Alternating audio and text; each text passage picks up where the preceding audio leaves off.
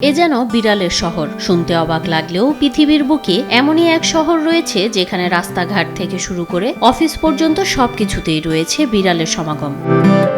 শহরের যেদিকেই চোখ যায় শুধু বিড়াল আর বিড়াল। একটি দুটি নয়, লাখ লাখ বিড়ালের আনাগোনা এ শহরের অলিগলিতে।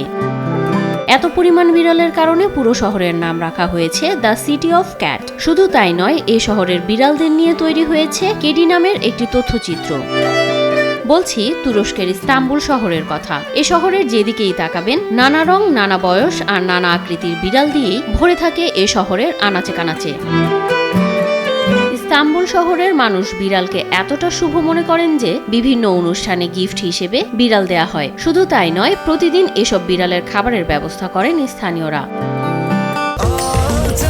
স্বাস্থ্যকর অল টাইম হানিকম, সব সময় অল টাইম হেলদি লাইফ।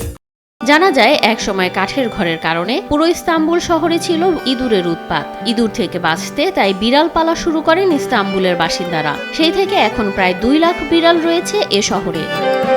বছরের পর বছর বিড়ালের সাথে বাস করতে করতে মানুষ ও বিড়ালের মধ্যে এক আত্মার সম্পর্ক গড়ে উঠেছে। তাই প্রতিটি পরিবার অতি যত্নে একাধিক বিড়াল পালেন। শিলা আক্তার, নিউজ 24।